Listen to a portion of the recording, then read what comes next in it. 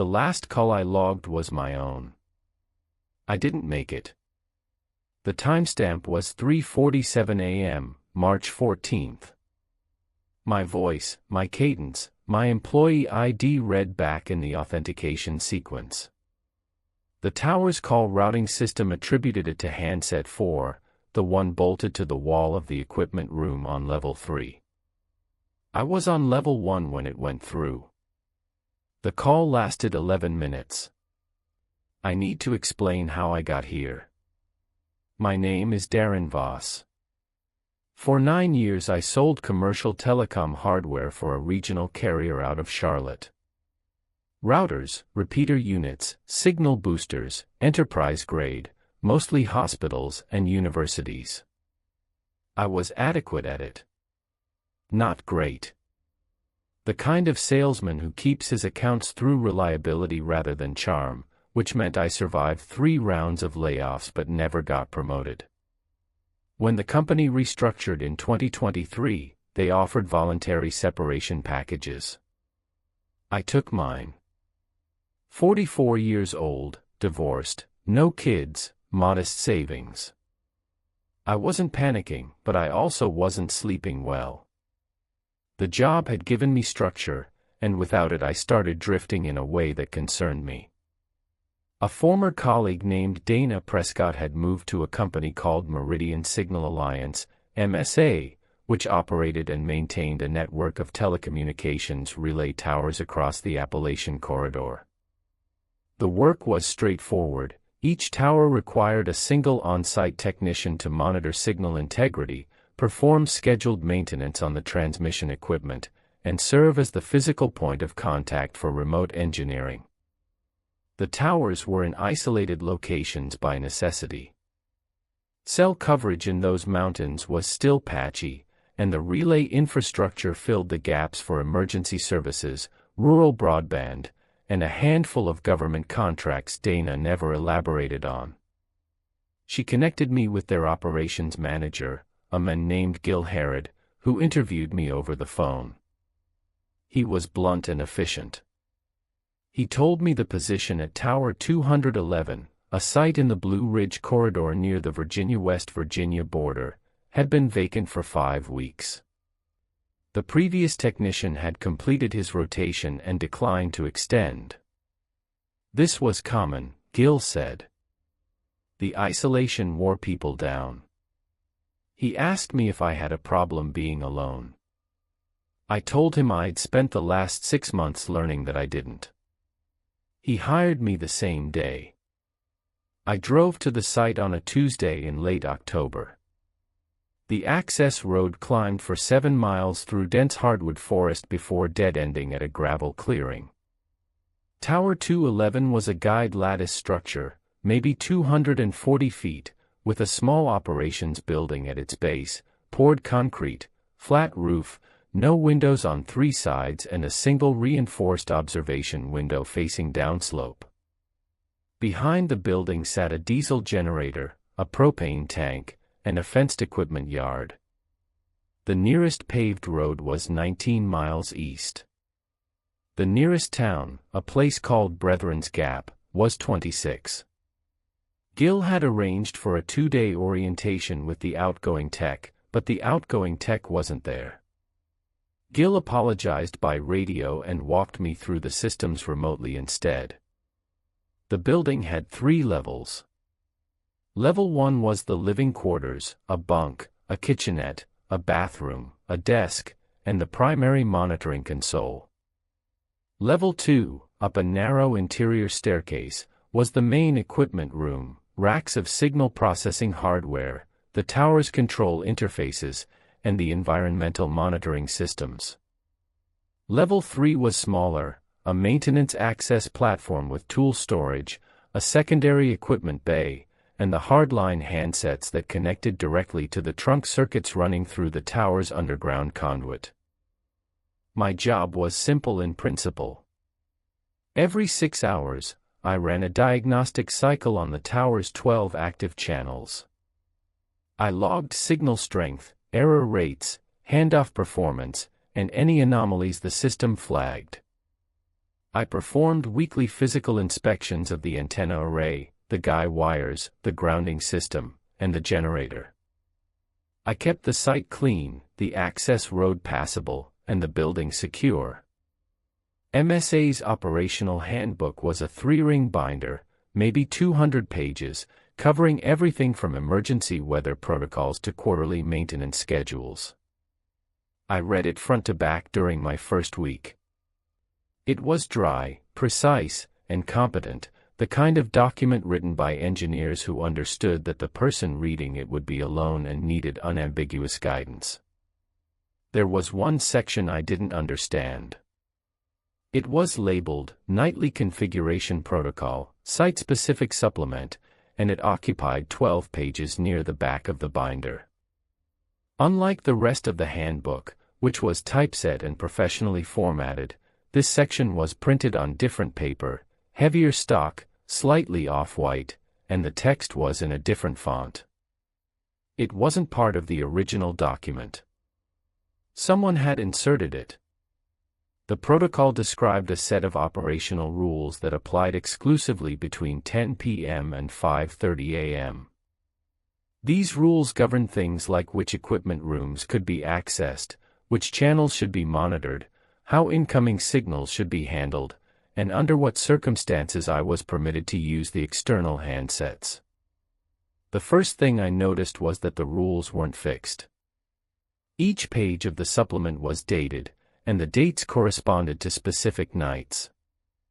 The rules for October 28th were not the same as the rules for October 29th. Some nights, the supplement said to keep level 3 locked and avoid monitoring channel 8. Other nights, it said channel 8 required continuous observation and level 3 should be left open. Some entries were brief, 3 or 4 directives. Others filled the entire page with granular, situation-specific instructions. The second thing I noticed was that the supplement extended forward. The last dated entry was for December 31st. Someone had written rules for every night through the end of the year. The third thing I noticed was that there was no author attributed. No name, no department, no revision date. And when I radioed Gil to ask about it, he was quiet for several seconds before answering. "Follow it," he said. "Don't skip nights. Don't try to understand the pattern. Just follow whatever's listed for that date." I asked who wrote it. It was there when the site was commissioned. Every 211 tech gets the same instruction. Follow the supplement. I asked if the previous technician had followed it. "He did," Gil said. "That's why he finished his rotation." I let it go. In telecommunications work, you encounter site-specific peculiarities all the time, grounding requirements that seem excessive until you learn the soil conductivity is anomalous, frequency restrictions driven by military installations you can't see, interference patterns caused by geological features that don't appear on standard surveys. I assumed the supplement addressed some technical reality I wasn't yet equipped to understand. So I followed it. The first 3 weeks were uneventful in the way that isolated technical work always is, deeply monotonous on the surface, quietly absorbing underneath. I fell into the rhythm of the diagnostic cycles. I learned the tower's sounds, the low electrical hum of the equipment racks, the periodic clunk of the generator cycling under load, the wind singing through the guy wires at different pitches depending on speed and direction. I learned the forest sounds too, the layered silence of early morning, the way a temperature inversion would trap fog in the valley below and muffle everything until the sun burned through. I followed the nightly supplement without incident. Most of the rules were easy to comply with. Lock this door, monitor that channel, don't use this handset. A few were oddly specific. Do not respond verbally to any signal received on channel 4 between 11:15 p.m. and 11:50 p.m., or, if the environmental monitor on level 2 displays a temperature reading below 38 degrees Fahrenheit, Do not enter level 2 until the reading normalizes. Do not attempt to adjust the thermostat. I obeyed these without understanding them. The readings were always normal when I checked in the morning. It was during my 4th week that I started paying closer attention. November 19th. The supplement for that night was unusually long, 9 directives instead of the typical 3 to 5. Most of them concerned Channel 8, which on other nights was either unrestricted or off-limits entirely. That night, the supplement said Channel 8 would carry a signal beginning at approximately 1:20 a.m. I was to monitor it, log its duration and signal characteristics, but under no circumstances transmit on it. If the signal contained voice components, I was to note the language and cadence but not transcribe the content. I thought this was strange but followed it exactly. At 1:23 a.m., Channel 8 activated. The signal was strong, stronger than anything I'd seen from the channel, which typically carried low-priority data relay traffic. The waveform on my monitor was clean, well-modulated, and steady. It was a voice. Not a broadcast. Not a recorded message. A single human voice, speaking in English, in a calm and measured tone. I couldn't make out individual words at first. The audio was present on the diagnostic display but wasn't routed to my speakers. I had to plug a headset into the monitoring jack to hear it. The voice was reading a sequence of numbers. Not in any pattern I recognized, not coordinates, not frequencies, not timestamps. Just numbers, spoken slowly, with pauses between each one. It lasted 14 minutes. Then Channel 8 went silent. I logged it as instructed. Duration, 14 minutes, 11 seconds. Signal type, voice, English, male, estimated age 40 to 60. Content, numerical sequence, non-repeating, no identifiable encoding. I didn't transcribe the numbers. The next morning, I radioed Gil and told him about the Channel 8 activity. He asked if I'd followed the supplement for that night. I said yes. He said, "Good," and moved on to discuss a generator maintenance question. I asked him who was transmitting on Channel 8. "Doesn't matter," he said. "The supplement tells you what to do with it." I let it go again. But I started reading the supplement differently. Not as a set of technical precautions, but as a behavioral guide, something designed not to protect the equipment but to manage my interaction with whatever used it at night. December changed things. The supplement's rules became more complex. Some nights had 12 or 13 directives.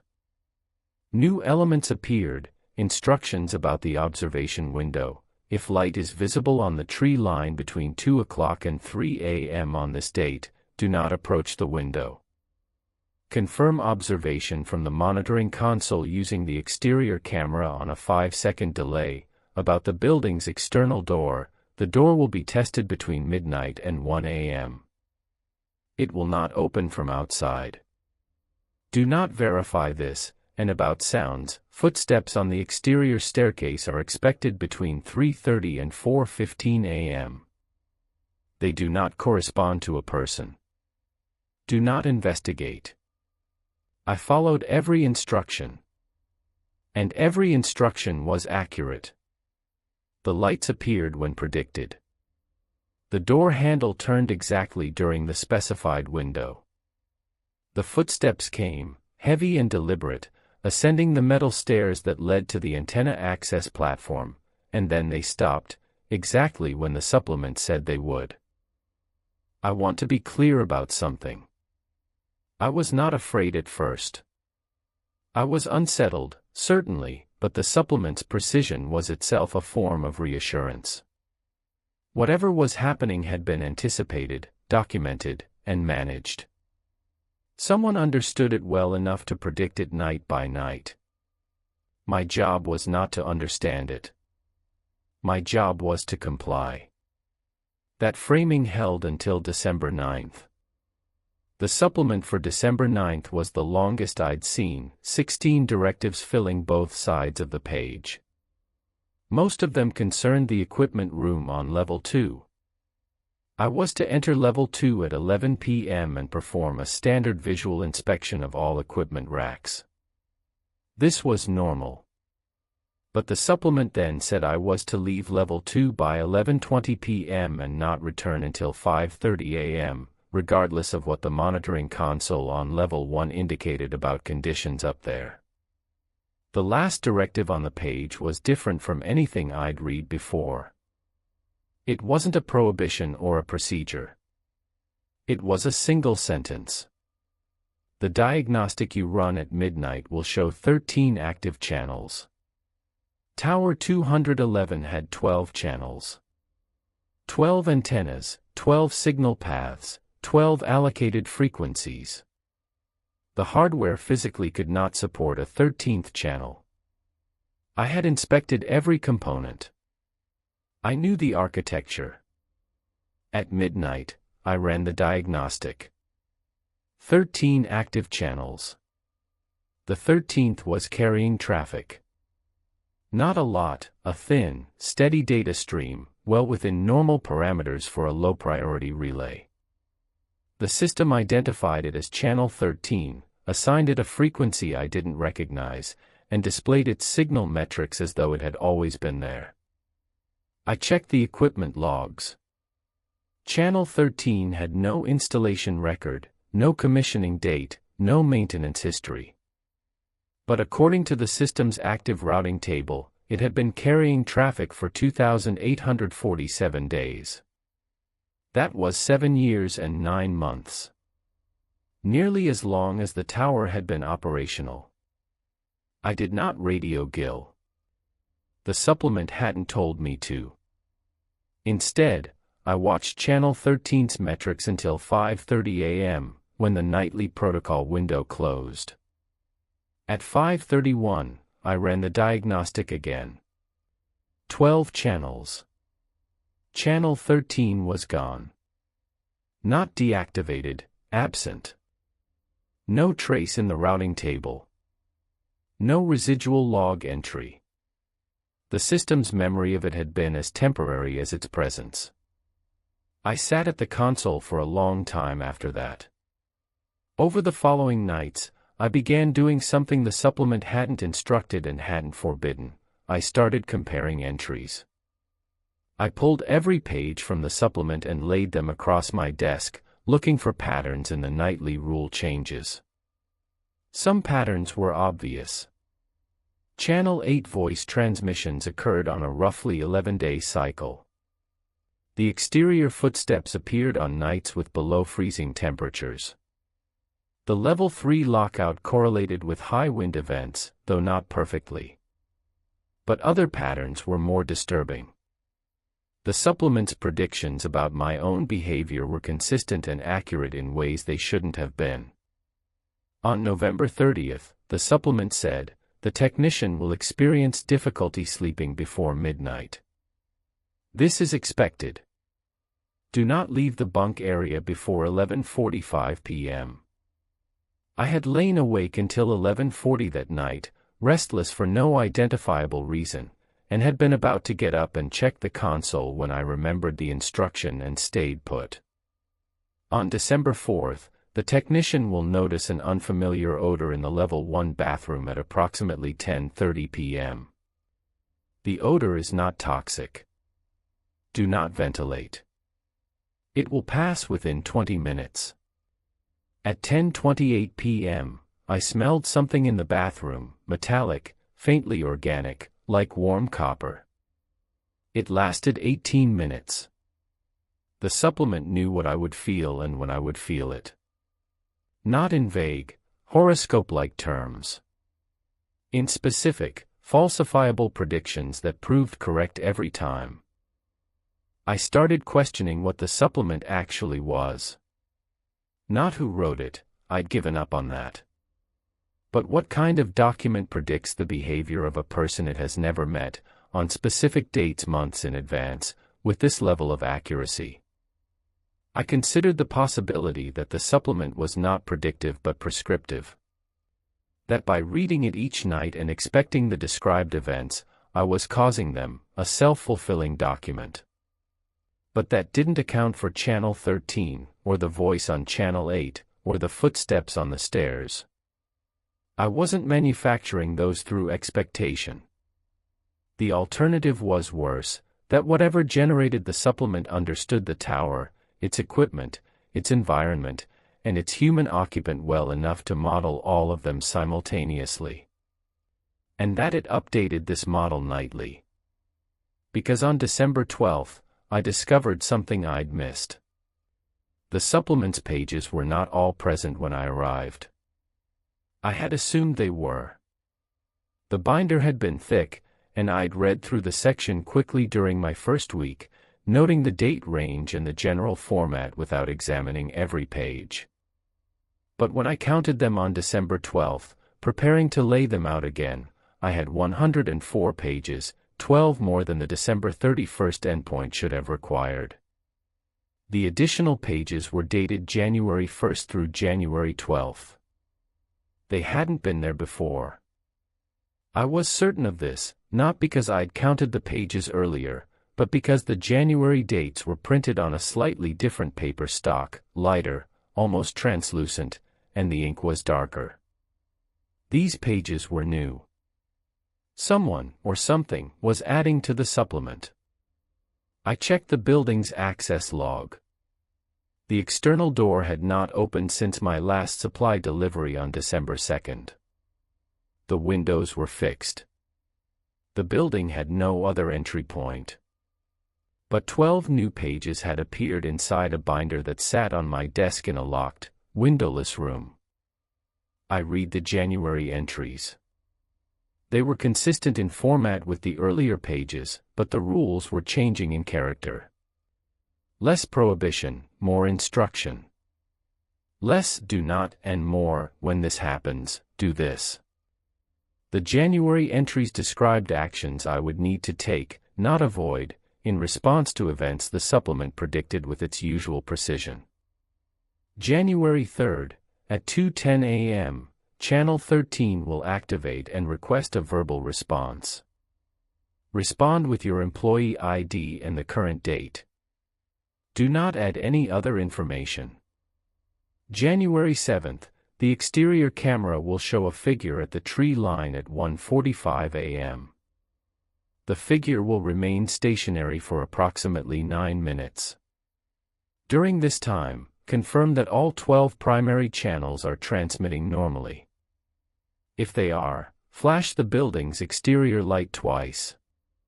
If any channel shows degradation, do not flash the light. January 9th, a second voice will appear on Channel 8. It will address you by name. Confirm your presence by stating your name once. Do not engage in conversation. I stared at that last entry for a very long time. I called Dana Prescott on the satellite phone. It was the first time I'd contacted anyone outside the MSA operational chain since arriving at the site. Dana was surprised to hear from me. We talked for a few minutes about nothing, weather, her new position, a mutual friend who'd retired. Then I asked her about Tower 211. What about it? The nightly supplement. In the operational handbook. Silence. Dana. Yeah. I know what you're talking about. You've seen it. I haven't been to 211. But I've heard about it. Every site has something. Gil doesn't talk about it. The field techs talk about it among themselves, but only after they've rotated out. It's not, look, Darren, it's not something the company acknowledges officially. Every site has a supplement. Not exactly a supplement. Not all of them. Some sites have different things. Patterns that the equipment does at night. Signals that show up on frequencies that shouldn't exist. One guy at a tower in Tennessee told me his diagnostic system would generate maintenance reports for equipment that wasn't installed. Detailed reports. Accurate fault analyses for hardware that physically wasn't there. And MSA just accepts this. MSA builds the towers where the coverage models say to build them. Whatever's there when the tower goes up, MSA doesn't investigate. They manage it. The supplements, the site-specific protocols, that's management. Keep the tech safe, keep the equipment running, don't ask questions that don't have answers. It works. Nobody's been hurt at 211. The previous tech left early. He completed his rotation. He just didn't extend. Why? Dana was quiet for a moment. He said the supplement started asking him to do things he wasn't comfortable with. Not dangerous things. Things that felt like participation. I understood exactly what she meant. I want to describe what compliance felt like, because I think that's the part most people wouldn't anticipate. Following rules you don't understand in an environment you can't fully explain is not, in itself, distressing. Soldiers do it. Surgeons follow protocols designed by committees they'll never meet. Air traffic controllers execute procedures that were written in response to disasters they didn't witness. Obedience to an opaque but functional system is one of the most normal things a professional can do. What was distressing was the accuracy. The supplement didn't just predict events, it predicted me. My restlessness, my physical sensations, my attention patterns. It knew when I'd be curious and preemptively addressed the curiosity. It knew when I'd be afraid and scheduled the fear. And the more I complied, the more accurate it became, as though my obedience was feeding data back into whatever model generated the pages. By mid-December, I had stopped thinking of the supplement as a document. I thought of it as a relationship. One side of a conversation where the other party could see the entire board and I could see only my square. I was not afraid of the Channel 8 voice. I was not afraid of the footsteps. I was not afraid of Channel 13 or the figure at the tree line. I was afraid that I was performing well. December 22nd broke the pattern. The supplement for that night was 3 directives, unusually short. The first 2 were routine, a Channel 8 monitoring window, a Level 3 lockout. The third said, at 3:15 a.m., the call log on the Level 1 console will register an outgoing call from handset 4, Level 3. The call is legitimate. Do not investigate its origin. I followed the first 2 directives. At 3:15 a.m., I checked the call log. Outgoing call. Handset 4. Level 3. Duration, 4 minutes, 19 seconds. The destination number was my satellite phone. I hadn't received a call. The satellite phone was on my desk, screen dark, no missed call indicator. But the tower's system had logged a completed 4-minute call from its own handset to my personal device, with full connection confirmation on both ends. I went upstairs to Level 3. The supplement said not to investigate, but it had said, do not investigate its origin, and I wasn't investigating origin, I was checking the handset. The distinction felt important at the time. It doesn't anymore. Handset 4 was in its cradle. The receiver was cold. But the handset's local call counter, a small mechanical display that incremented with each completed call, showed 1 more call than it had the previous morning. I picked up the handset and listened. Dial tone. Normal. I went back downstairs and pulled the call detail record from the system. The log showed the call had connected, lasted 4 minutes and 19 seconds, and terminated normally. The audio wasn't recorded. Tower handsets didn't have recording capability, but the system had assigned it a standard call reference number. It looked completely legitimate. I checked the satellite phone's carrier log online the next morning, using the site's data connection. My carrier showed no incoming call at that time. No call attempt. Nothing. The tower's system believed the call had been made, connected, and completed. The receiving system had no record of it. One of them was wrong. I couldn't determine which. I didn't sleep well after that. The supplement for December 23rd seemed to know this. Its first directive read, "The technician will not have slept adequately. Maintain normal diagnostic schedule. Fatigue does not affect compliance requirements." I remember reading that and feeling something I hadn't felt before at 211, anger. Not at the situation, but at the tone. The supplement had always been neutral, procedural, impersonal. But "fatigue does not affect compliance requirements" landed differently. It read like an employer's memo. Like something that viewed my exhaustion as a variable to manage rather than a condition to address. I followed the protocol anyway. I ran my diagnostics. I monitored the channels. I locked and unlocked the doors on schedule. And at 2 a.m. on December 23rd, when the supplement said Channel 13 would activate, I watched it appear in the routing table like a light switching on, and I logged its metrics with steady hands. But I also did something new. I started writing my own log. Not the operational log that fed into MSA's system, a personal log, handwritten, in a notebook I kept in my bunk. I recorded every supplement directive, every observed event, every correspondence between what the document predicted and what actually occurred. I noted the times. I noted my emotional state. I noted the weather, the generator's fuel level, the background noise in the building. I was building a parallel record. Something that existed outside the tower's systems. Something that couldn't be edited or disappeared. By December 28th, the notebook had 43 pages of entries. On December 29th, the supplement contained a directive I had to read 3 times. The technician maintains a personal log. This is permitted. The log will be referenced in a future supplement entry.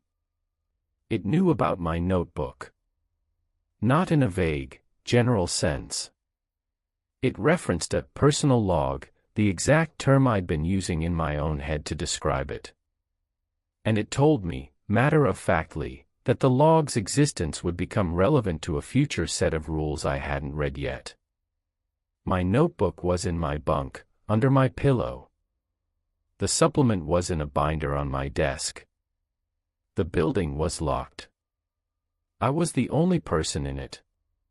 Whatever generated those pages had access to information about my private behavior that could not have been obtained through the tower's systems. Unless the tower's systems were not what I thought they were. I spent December 30th inspecting every piece of equipment in the building. Not the antenna array, not the transmission hardware, the building itself. I checked for cameras, microphones, sensors, anything that could be monitoring the living quarters. I checked the smoke detectors, the thermostat, the light fixtures, the electrical panels. I checked the underside of my desk, the frame of my bunk, the bathroom vent. I found nothing. The building was clean. The equipment was exactly what the installation manifest said it was, nothing more, nothing less. But that evening, preparing for the night shift, I noticed something about the supplement binder. The January pages I'd discovered on December 12th now extended to January 19th, 7 more pages had appeared since I'd last counted. The new pages described events with a specificity that made my throat tighten. January 14th, the technician will consider leaving the site before his rotation ends. He will not leave. The consideration is expected and does not require management. January 16th, the personal log now contains approximately 60 entries. The technician should continue. Completeness improves the accuracy of future supplements. January 19th, Channel 13 will carry bidirectional traffic for the first time. The technician's participation in this traffic is described in the next entry. There was no next entry. January 19th was the last page. I sat with that for a long time. The supplement had told me, in plain language, that my personal log, my parallel record, my independent documentation, was not a safeguard. It was a data source. The more I wrote, the more accurately the supplement could predict me. My act of resistance was indistinguishable from cooperation. I radioed Gil on the morning of December 31st. I need to talk about the supplement. What about it? It's adding pages. New pages are appearing for dates past the original endpoint. And it's referencing things I'm doing that it shouldn't be able to know about. Gil was quiet for a long time. When he spoke, his voice was careful. Has it told you to do anything that puts you in danger? No. Has it told you to damage equipment or interfere with operations? No. Has anything it predicted failed to occur? I thought about it. No. Then you're doing fine, Darren. Follow the supplement. That's the job. Gil, it's predicting my thoughts. My private behavior. Things I do when I'm off shift in my own bunk. I understand. The 211 supplement is more involved than most sites. That's why the rotation is shorter. You're scheduled through January 31st, 32 more days. Follow the supplement, run your diagnostics, and you'll rotate out clean. And if I leave early? Another pause. Nobody's going to stop you. But the supplement has never been wrong about what the technician does. If it says you'll stay, you'll stay. Not because you're being forced. Because when the time comes, you'll choose to stay. That's how it works. He signed off. I opened the supplement to December 31st. The entry was brief, 4 directives. The last one read: At midnight, the technician will choose to remain at the site. This choice is genuine. New Year's Eve at Tower 211 was silent. No wind. No generator cycling. I'd topped off the batteries and the system was running on stored power. The forest was frozen and still, the kind of deep winter quiet where you can hear your own blood moving. I ran the midnight diagnostic. 12 channels, all nominal. At 12:01 a.m., I opened the supplement to the January 1st page. Welcome to the active phase. The rules below are collaborative. The technician's participation is requested, not required.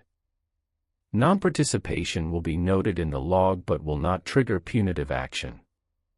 The supplement values the technician's willingness.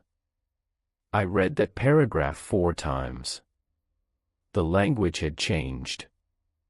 Not just in content, in register. The December entries had been institutional, passive-voiced, clinical. This was direct. Conversational. It used the word values. The January 1st directives were simple. Monitor channel 13 at 2 a.m. When it activates, speak the current date into handset 4 on level 3. Wait for a response. Log the response in the personal notebook. At 2 a.m., I climbed to level 3. The air was colder up there, it always was, and the equipment racks cast long shadows under the emergency lighting. Handset 4 hung in its cradle on the far wall, its mechanical call counter visible in the dim light. Channel 13 appeared in the routing table at 2:02 a.m. I watched it on the portable diagnostic unit I'd carried upstairs. Signal strength was excellent. Modulation was clean. I picked up handset 4. January 1, 2025. Silence.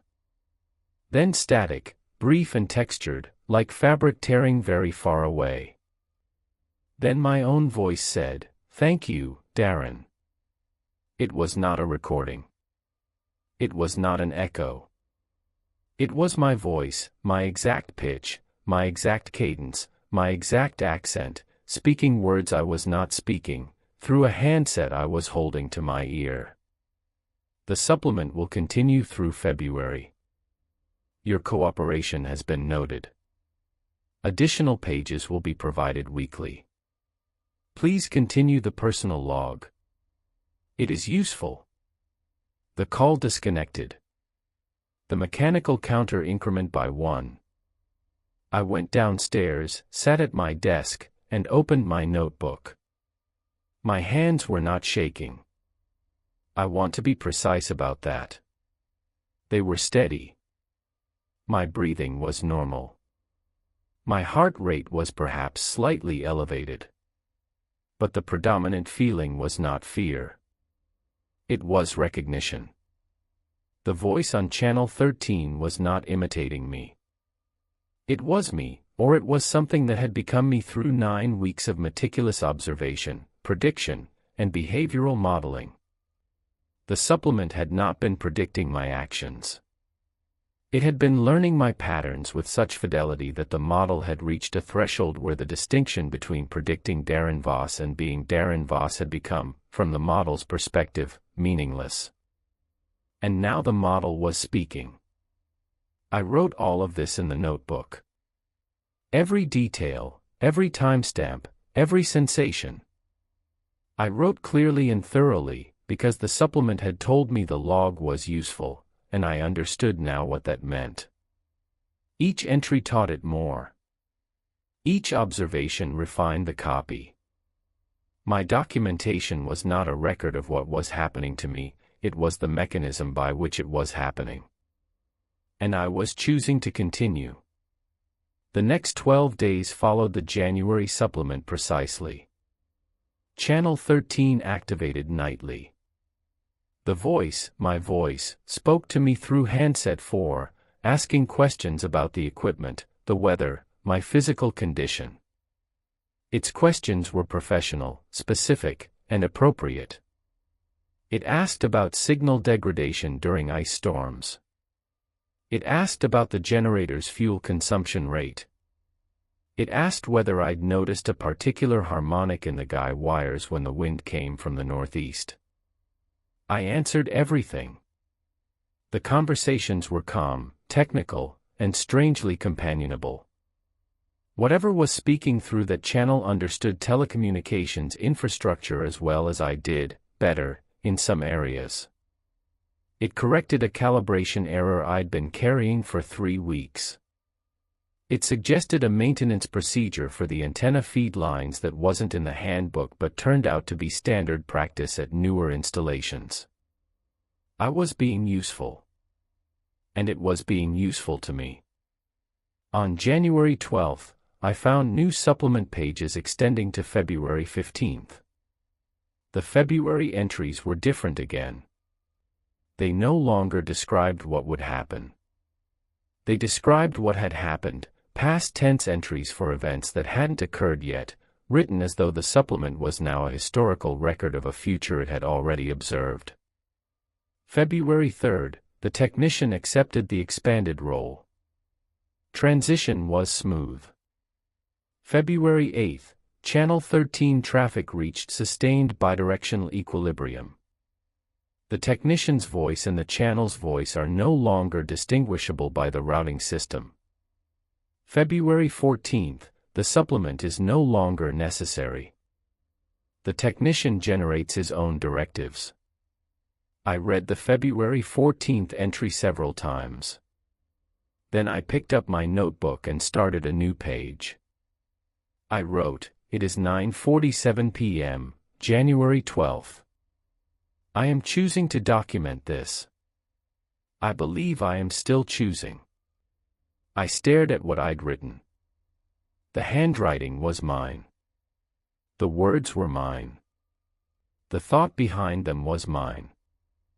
But the supplement had predicted this entry, not in exact words, but in structure.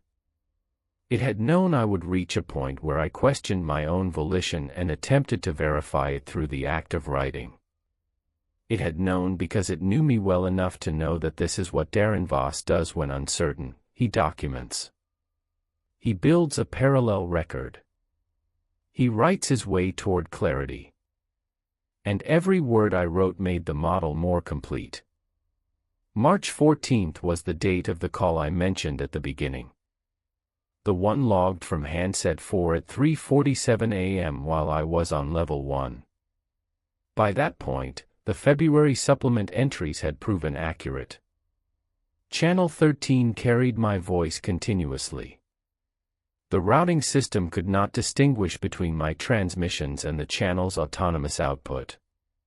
The supplement had stopped generating new pages on February 14th, exactly as predicted, and I had begun writing my own nightly protocols in its place, not because anyone told me to, but because the work required structure, and I was the one who understood the patterns well enough to provide it.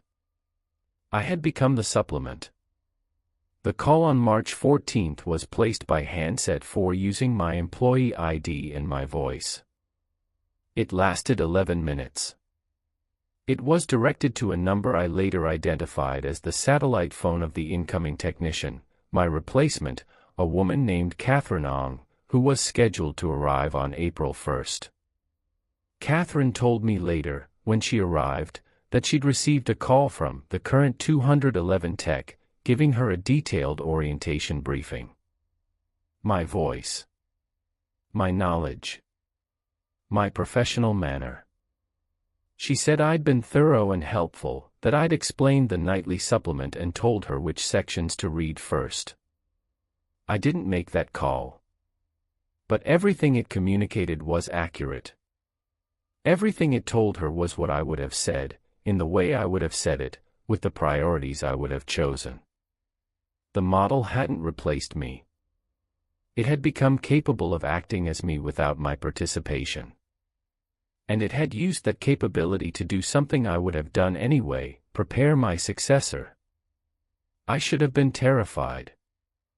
I think a different person would have been. Instead, I sat at my desk on the night of March 14th and opened my notebook to a fresh page. I wrote the date, the time, and the details of the call. I wrote clearly and completely, because the log was useful, and completeness improves accuracy, and the accuracy was the point. Then I stopped writing. I put the pen down. I closed the notebook. I looked at it for a long time. The supplement had told me, on the very first January page, that my participation was requested, not required. That non-participation would be noted but would not trigger punitive action. I had never tested that. I had followed every instruction, answered every question, logged every event, and written every entry, because each action felt like my own choice. And each one was. The supplement had never lied about that. My choices were genuine. My participation was willing. My cooperation was real. But willing cooperation with a system that is learning to be you is still cooperation. And at some point, the distinction between choosing to help and being unable to choose otherwise becomes a question that no amount of documentation can answer, because the documentation is the mechanism, and the mechanism is the question. Catherine Ong arrived on April 1st. I showed her the building, the equipment, the diagnostic procedures. I showed her the supplement binder. I told her to follow it exactly. She asked me who wrote it. I said, follow it. Don't skip nights. She asked if I'd followed it. I looked at the binder on the desk. The pages for April were already there, printed on paper I recognized, in ink I recognized, in a voice I recognized. Yes, I said. That's why I finished my rotation. I drove down the access road the next morning. 19 miles to the paved road. 26 to Brethren's Gap. Then Charlotte. Then my apartment, where nothing hummed, nothing predicted, nothing watched. I've been home for 6 weeks. I haven't spoken to Gil or Dana. I haven't contacted MSA. I returned the satellite phone and the badge and the keys, and I've been sitting in my apartment doing nothing in particular, which is what I did before 211 and what I suspect I'll do for a while longer. But 3 nights ago, I woke at 2 a.m. Not from a dream. Not from a sound. I simply woke, the way you do when something in your body knows it's time. I went to my desk. I opened a notebook, not the one from the tower. I'd left that in the supplement binder for Catherine. A new notebook, bought at a drugstore on the drive home. I opened it to the first page. There was writing on it. My handwriting. My ink. Dated 3 days ahead. It said, the technician will write this entry at 2:07 a.m. This is expected. Do not be alarmed.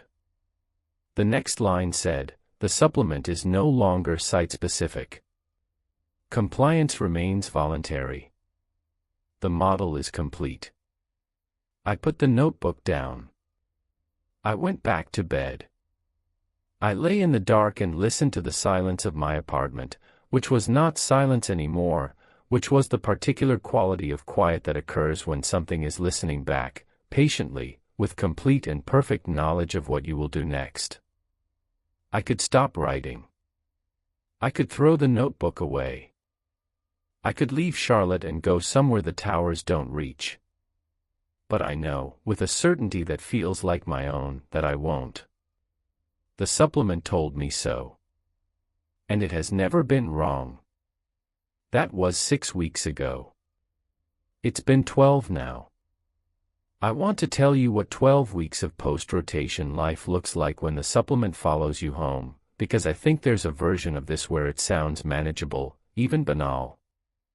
A notebook with writing that appears overnight.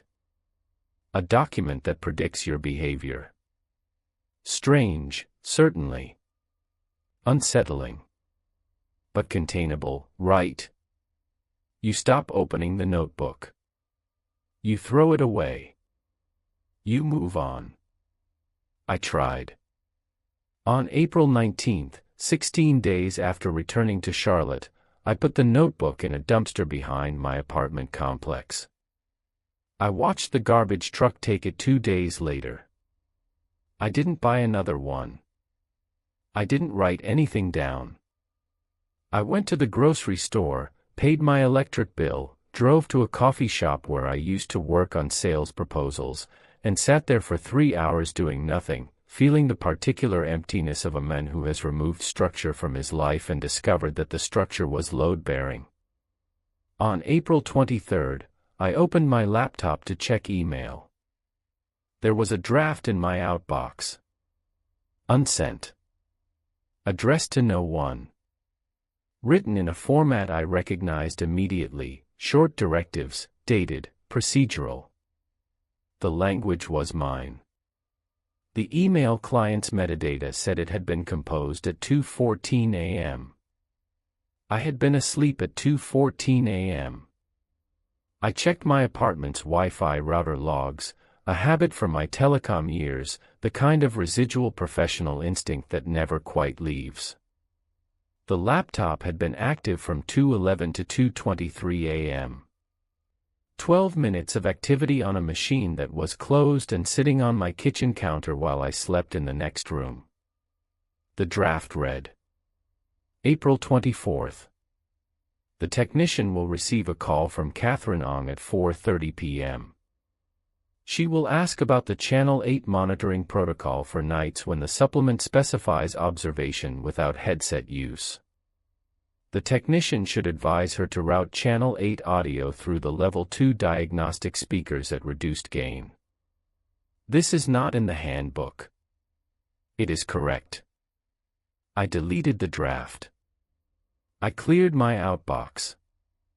I ran a malware scan on the laptop, which found nothing. I changed my email password. At 4:32 p.m. on April 24th, my cell phone rang.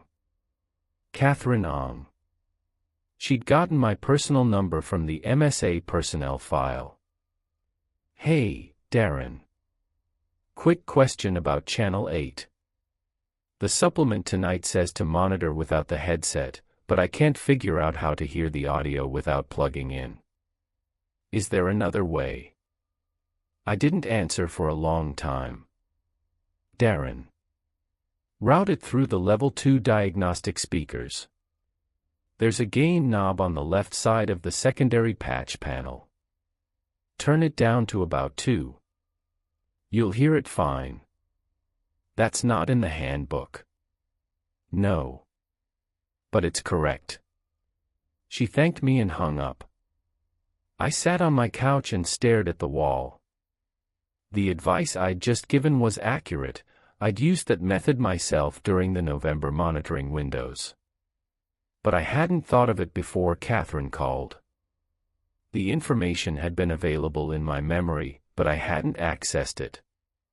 The draft had accessed it for me. 12 hours early. I bought a new notebook the next day. Not because I wanted to. Because I needed to see whether the writing would appear in it too, or whether the draft emails were the new channel. I needed to understand the mechanism, even though understanding the mechanism was, I knew this, exactly what the mechanism wanted.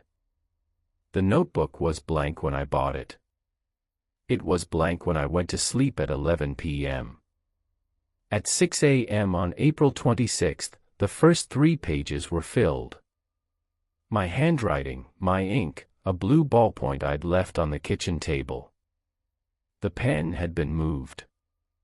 It was now on top of the notebook, cap off, as though someone had just finished using it.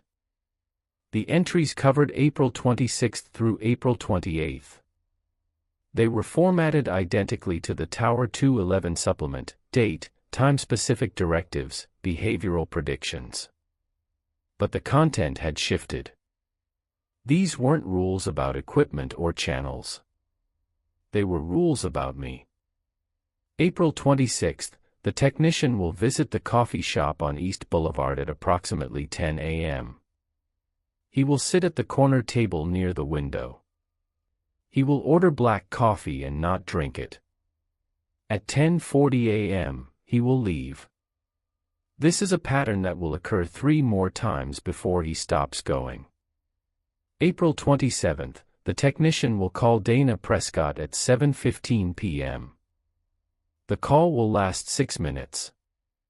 He will not mention the supplement, the notebook, or the ongoing contact. He will describe his adjustment to civilian life as fine. Dana will accept this. The call's actual function is to verify that Dana still exists and still sounds like Dana. April 28th, the technician will not sleep before 3 a.m. He will lie in bed and listen to the apartment. He is listening for the sound of writing. He will not hear it. The writing does not produce sound. I went to the coffee shop at 10 a.m. I sat at the corner table. I ordered black coffee. I didn't drink it. At 10:38 a.m., 2 minutes early, I left. I called Dana at 7:15 p.m. The call lasted 6 minutes. I told her I was fine. She accepted it. I did not sleep before 3 a.m. I lay in bed and listened. I heard nothing. The entries were not controlling me.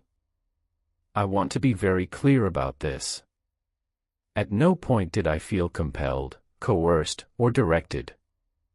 I went to the coffee shop because I'd been going to the coffee shop every morning for 2 weeks. I called Dana because I'd been meaning to call her. I couldn't sleep because I was a man alone in an apartment with a notebook that wrote itself. Every prediction was accurate because every prediction described behavior that was already mine. The supplement wasn't directing my life. It was reading it, with such precision that the reading and the living had become indistinguishable. By May, the notebook was generating entries 5 to 7 days ahead. I checked each morning. New pages, new dates, new predictions. The accuracy rate was absolute. Not a single entry failed to correspond to what I actually did on the specified date. I started testing it. Small deviations. The entry for May 3rd said I would eat dinner at 6:30 p.m. I ate at 5:45. The next morning, May 4th's entry had a new first line I hadn't seen the previous day. The technician ate early on May 3rd. This was a test. The supplement has noted the deviation and adjusted subsequent predictions accordingly. The remaining entries for the week had been subtly rewritten, different times, different sequences, all of which proved accurate. It was learning from my resistance in real time. I tried a larger deviation on May 9th. The entry said I would spend the afternoon in my apartment. Instead, I drove to Asheville, 2 hours each way, with no plan and no destination. I walked around downtown, ate lunch at a restaurant I'd never visited, browsed a bookstore, and drove home. The May 10th entry, the technician drove to Asheville on May 9th. He visited Malaprop's bookstore at 2:15 p.m. and purchased nothing. He ate a club sandwich at Biscuit Head at 12:40 p.m. The deviation required 4.7 hours and produced no actionable information. Future predictions will account for periodic unstructured excursions. It knew the restaurant. It knew the bookstore by name. It knew what I ordered. It knew the time. I had not written any of this down. I had not told anyone. I had not used a credit card. I'd paid cash for everything, deliberately, as part of the test. The supplement's observational capacity was not limited to the notebook, the laptop, or any device I possessed. It was watching me through a channel I could not identify, and its model of my behavior was now comprehensive enough to track me across 2 states in real time. I stopped testing after that. The week of May 12th introduced something new. The notebook entries began including directives, not just predictions. The same shift I'd seen in the January entries at Tower 211, from descriptive to prescriptive. May 14th, at 9 a.m., the technician will receive a call from MSA Operations regarding a calibration discrepancy at Tower 194 in the Shenandoah corridor. The technician is no longer an MSA employee. He will be offered a consulting fee of $400 for a 30-minute phone assessment. He should accept. His analysis will be correct and will resolve the issue remotely. I considered ignoring it. I considered unplugging my phone. At 9:03 a.m., my cell rang. MSA Operations, not Gil, a woman named Reeves I'd never spoken with. She described a signal attenuation problem on Tower 194's upper array. She said Gil had recommended me as a former field tech with relevant experience.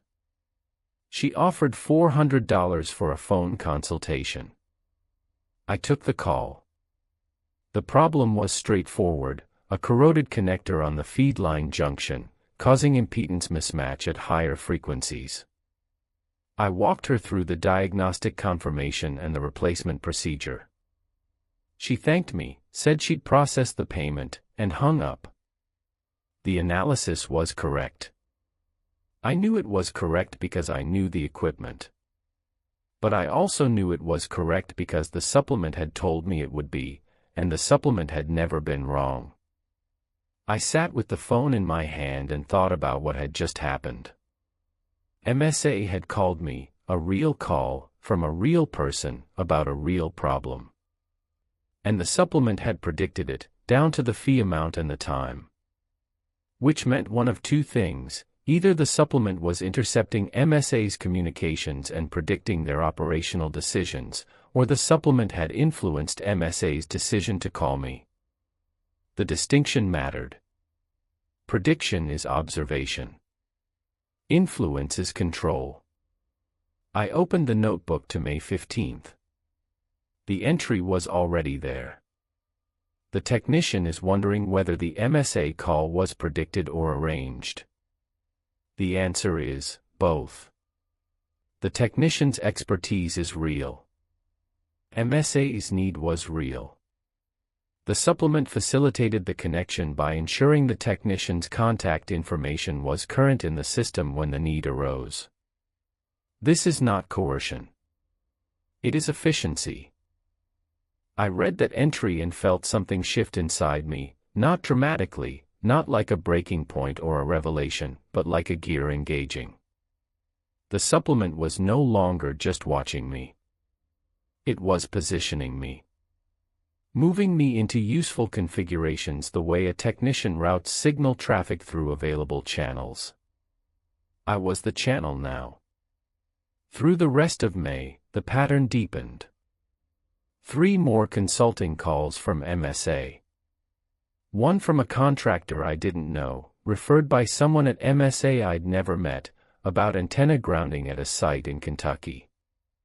The supplement predicted each call, specified the technical issue, confirmed my analysis would be correct, and noted the payment amount.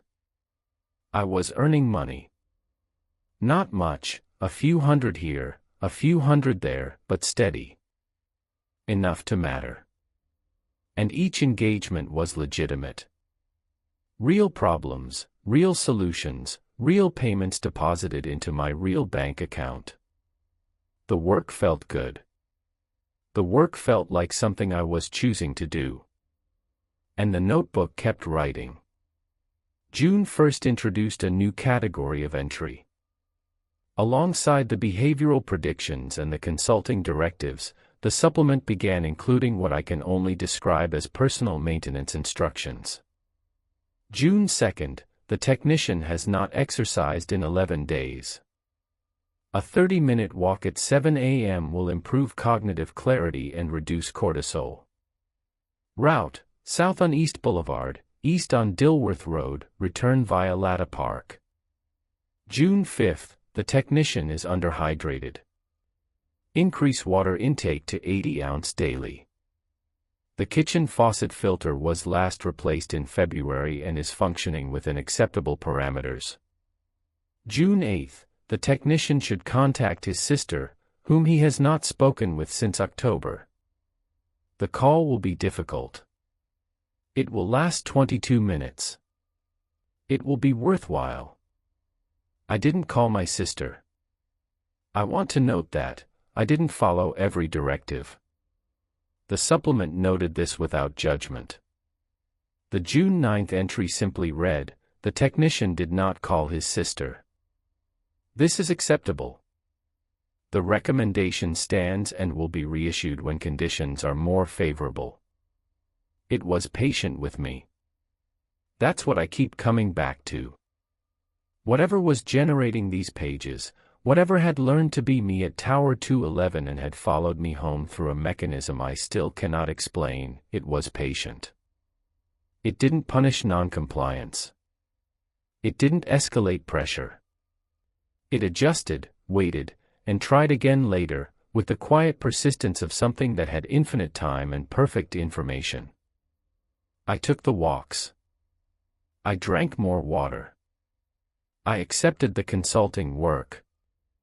I followed perhaps 70% of the directives, and the 30% I declined were noted, accommodated, and sometimes gently reissued. I was living inside a managed life. And the management was flawless.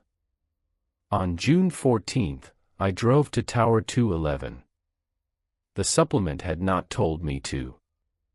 The June 14th entry predicted that I would spend the day in Charlotte, review a technical document for a potential long-term consulting contract, and go to bed early. It was one of the rare entries that proved completely wrong. I don't know exactly why I went. Something about the consulting contract, which was real, which was waiting in my inbox, which would pay well, triggered a recognition I'd been avoiding. The contract was from a firm I'd never contacted, working on a project in the Appalachian Telecom corridor, requiring exactly my skill set. The supplement hadn't predicted the contract in the notebook. The contract had simply appeared in my inbox, routed through a professional network I barely used, initiated by someone who'd found my profile through a chain of referrals I couldn't trace. The supplement said it facilitated. I wanted to know what facilitated meant. The drive took 4 hours. The access road was muddy from recent rain, and I had to stop twice to clear branches. The gravel clearing was unchanged. The operations building looked exactly as I'd left it. The generator was running, the propane tank was full, and the equipment yard was clean. I knocked on the external door. Catherine opened it. She looked tired.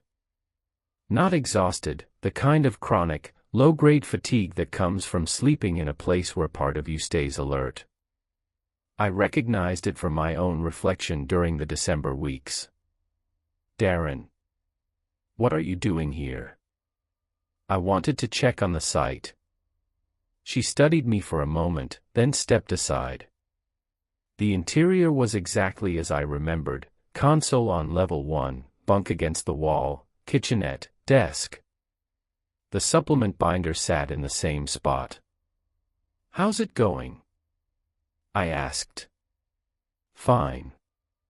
Following the supplement. Running diagnostics. She paused. Channel 13 talks to me now. I know. It sounds like me. I know. She sat down at the desk and folded her hands. She had a notebook, different from mine, a spiral-bound college-ruled, sitting next to the binder. It was thick with entries. Gil told me to keep a personal log, she said. He said you'd recommend it. I hadn't recommended anything to Gil. But I didn't say that. How far ahead is your supplement running? I asked. Through August. It added pages last week. And it's accurate. She looked at me with an expression I understood perfectly, the look of someone who has verified the accuracy so many times that the question itself feels redundant. It told me you'd come today, she said. I felt the gear engage again.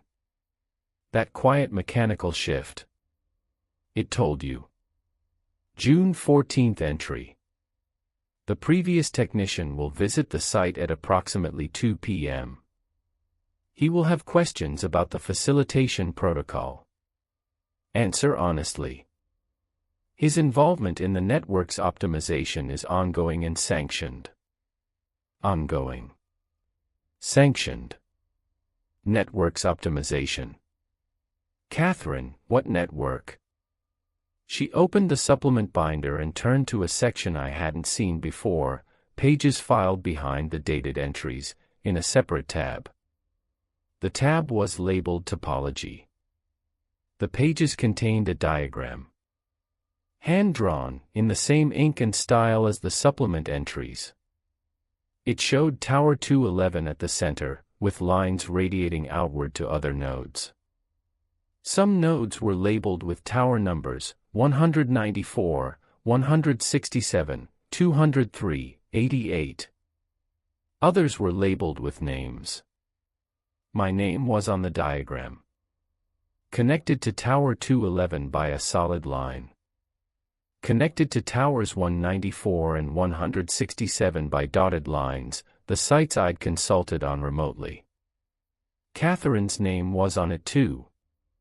So was a name I didn't recognize, Paul Vickers, connected to Tower 88 in Tennessee. How many technicians are in this? I asked. I don't know. The diagram updates. New names appear. Some lines go from dotted to solid. I don't know what the distinction means. She hesitated. I think solid means the supplement is fully integrated. Dotted means consulting relationship. But that's a guess. I looked at my node on the diagram. Solid lines to 3 towers. Dotted lines to 2 names I didn't recognize. And a single line, not solid, not dotted, but drawn in a different color, a faint red, connecting me to a node that wasn't a tower at all. The node was labeled home. What's the red line? I asked. Catherine shook her head. I don't know. Mine doesn't have one. I drove back to Charlotte that evening. The notebook was on my kitchen table where I'd left it. I opened it to June 14th. The entry had been rewritten. The original prediction, spend the day in Charlotte, review the contract, bed early, was gone.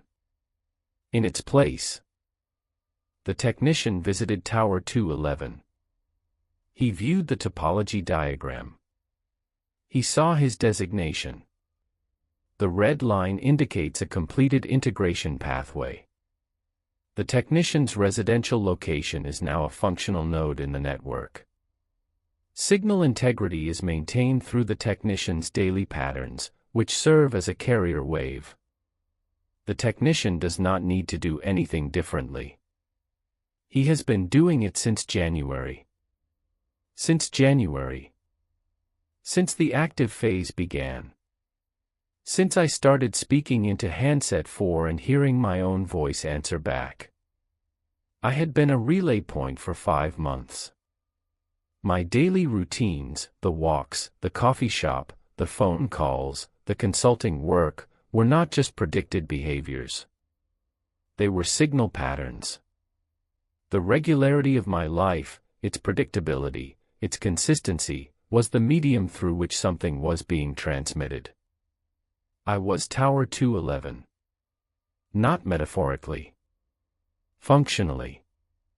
My apartment, my schedule, my body, a node in an expanding network that used human predictability as infrastructure. The notebook's final entry for that day was a single line.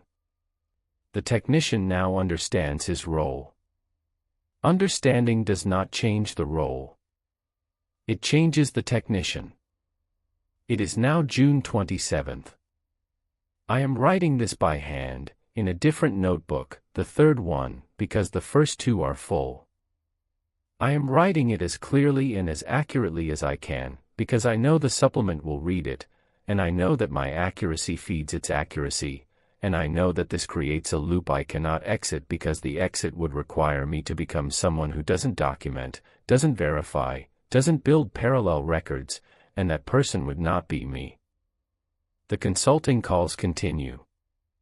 I took the long-term contract. The work is good. My analysis is always correct.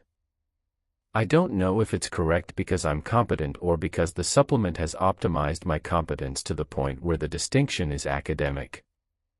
I take the walks. I drink the water. I called my sister last week.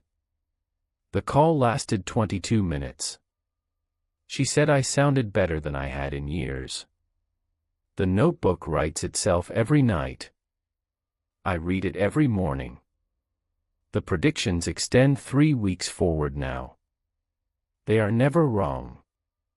I deviate occasionally, on small things, and the supplement adjusts without complaint. I am not a prisoner. I want to be clear about that. I go where I want. I talk to who I want. I eat what I choose, sleep when I choose, and work because I want to work. Nothing has been taken from me. But last night, at 2 a.m., I woke and went to the kitchen. The notebook was open on the table. The pen was uncapped. And for the first time, I didn't find the page already written. It was blank. I stood over it, waiting. Nothing happened. The apartment was silent. The pen lay there, blue ink drying on the tip. I sat down. I picked up the pen. And I wrote the entry for June 28 myself. I wrote the time I would wake. The coffee I would make. The route I would walk. The call I would take from MSA at 11 a.m. about a tower in West Virginia. The recommendation I would give, correct, I was certain, though I hadn't yet heard the problem. I wrote the time I would eat lunch, the article I would read, the hour I would go to bed. I wrote it in the same format. The same tone. The same precise, procedural, predictive voice. When I finished, I read it back. It was indistinguishable from the supplement's entries. Same structure. Same phrasing. Same quiet authority. The supplement hadn't stopped writing. I had started. I don't know when the transition happened. I don't know if there was a moment, a specific night, a specific entry, where the supplement's voice and my voice converged so completely that the question of authorship became unanswerable. Maybe it was the night on level 3 when my voice came through handset 4. Maybe it was the first morning in Charlotte when the notebook wasn't blank. Maybe it was October, when I read the supplement for the first time and followed it without asking why, because following opaque but functional protocols is what competent professionals do. I do know this: tomorrow's entry is already written. I wrote it an hour ago. It is accurate. I am certain of this the way I am certain of impedance calculations and antenna gain patterns, not because I've verified it, but because the knowledge feels native. Built in. Mine. The supplement told me, months ago, that the model would become complete. That I would generate my own directives. That the supplement would no longer be necessary. It was right. It has never been wrong. And I have never been more useful. The network is growing. I can feel it the way you feel traffic on a circuit, not as specific data but as load, as throughput, as the quiet electrical awareness of signals moving through you toward destinations you don't need to see. Catherine is at 211. Paul Vickers is at 88. There are others I haven't met and nodes I haven't mapped. The topology diagram in the binder adds names while I sleep. I could stop. The supplement has always said participation is voluntary. I could throw away the notebook, cancel the contract, stop taking the calls, and sit in silence until the pattern decays. But I won't. Not because I can't. Because the work is good, and I'm good at it, and the network needs what I provide, and the need is real, and real needs deserve competent service. That's what I tell myself. The supplement would phrase it the same way. I can't tell the difference anymore. I don't think there is one. Tomorrow at 9 a.m., a technician named Reeves will call about Tower 203. I already know the problem. I already know the solution. I'll log the consultation in my notebook tonight, before it happens, because the record should be complete, and completeness improves accuracy, and accuracy is the point. It has always been the point.